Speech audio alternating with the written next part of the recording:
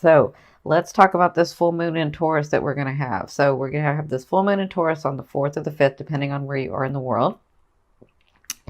Excuse me. I drank coffee right before I got on film. So, um, this full moon in Taurus, let's talk about. So, full moons are about gains and completions, but it's also about letting go of things, right?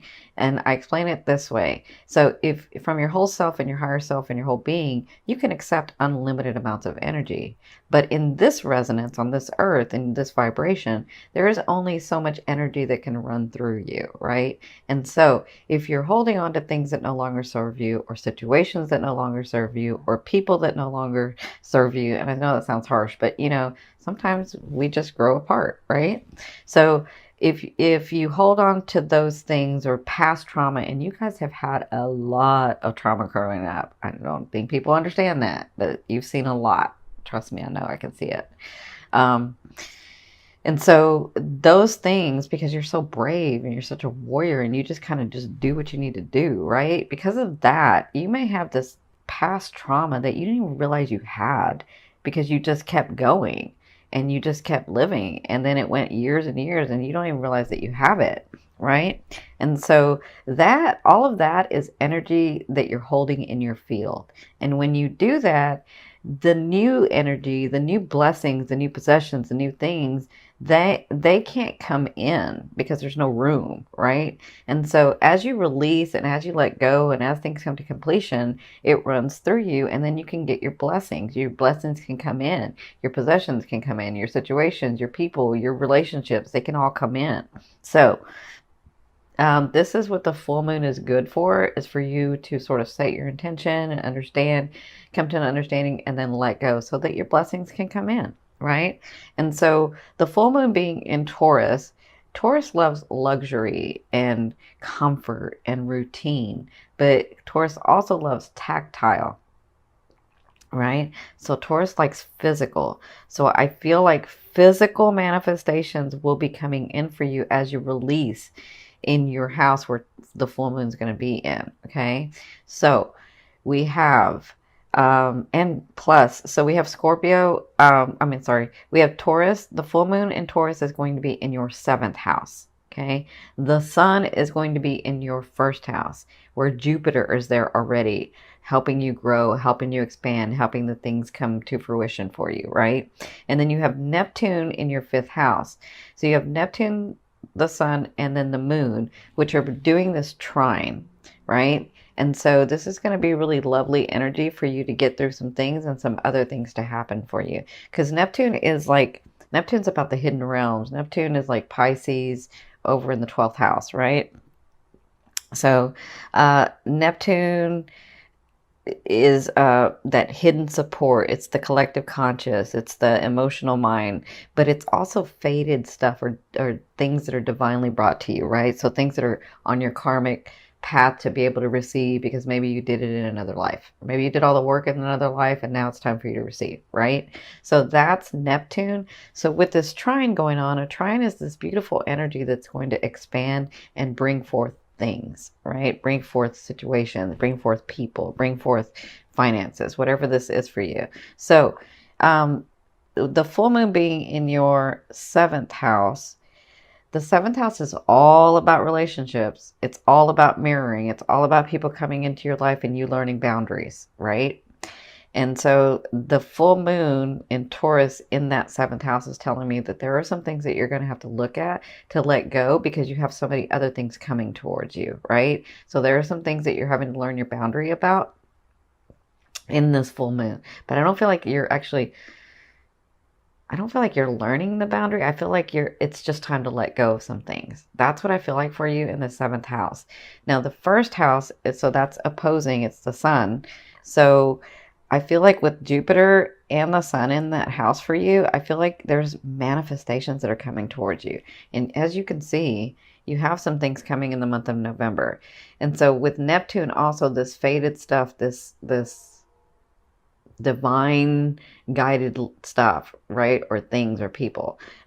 With Neptune in that 5th house, the 5th house is about love affairs and creativity. So for some of you, I feel like you're trying to create something, and Neptune is going to bless you and help it move forward, right? With the full moon in Scorpio. So, I mean, the full moon in Taurus. So, let me just say it this way. As you release what no longer serves you, I feel like you'll get blessings in your first and in your fifth. Okay. So, that's what I'm feeling with this trine for you. Neptune again is about, I mean, the fifth house is again about creativity and love affairs. So I feel like some of you are going to meet some people. It's like time for you to meet some people.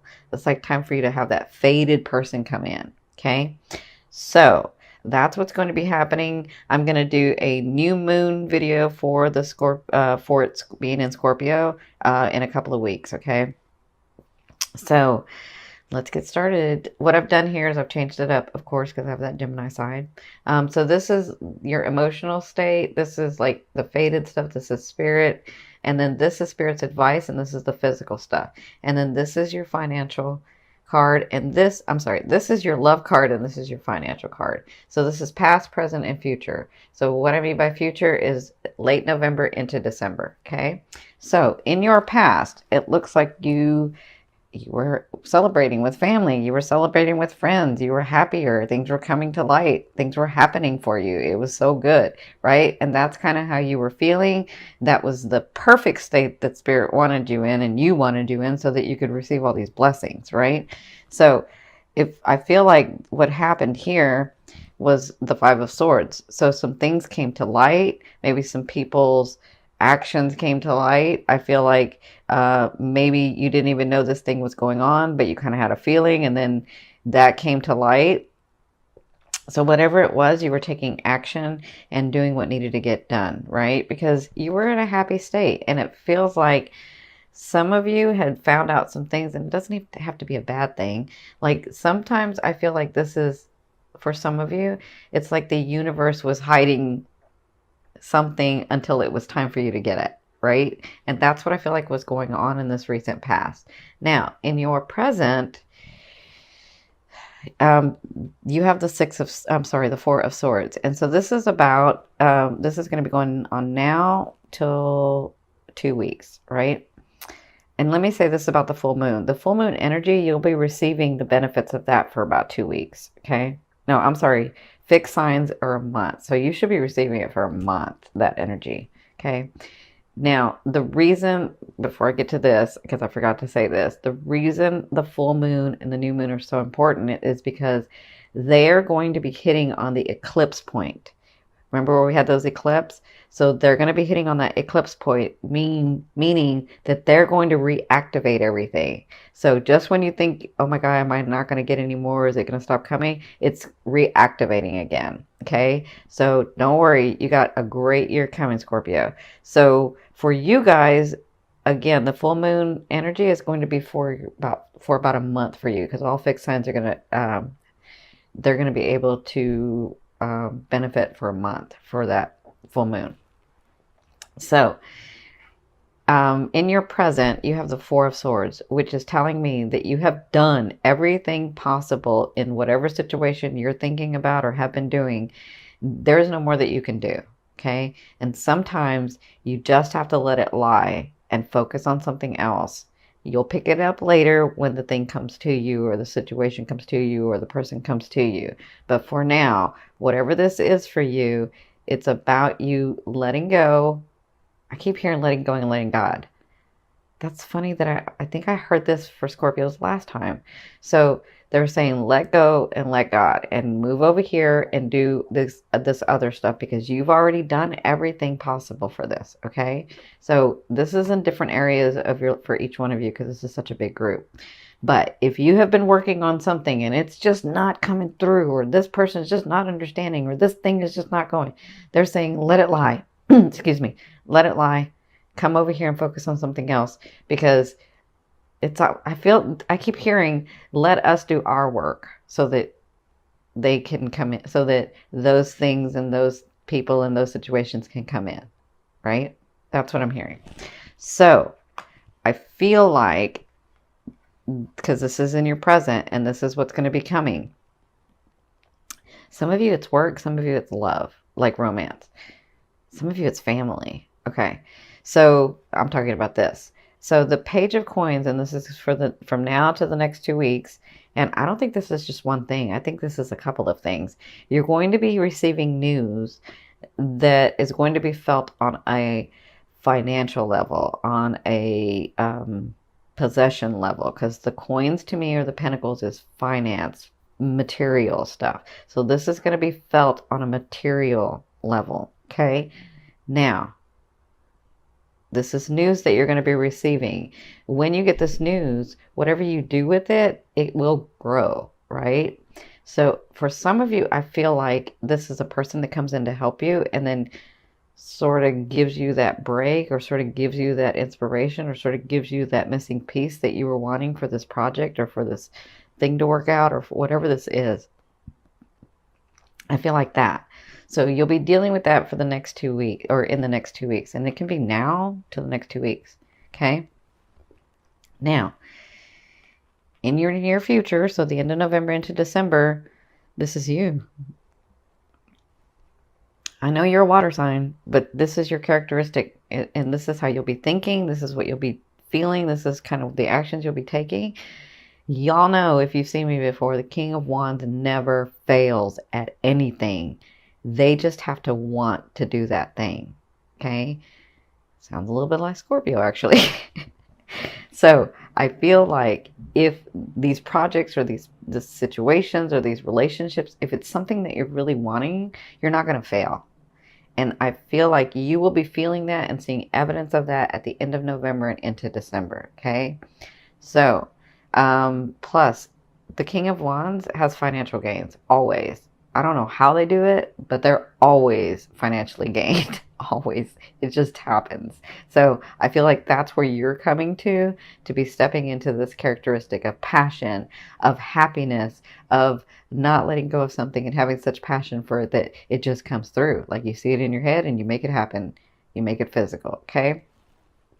So this is the Magician at the end of November and into December. It looks like you will be pulling from what you know and making things happen.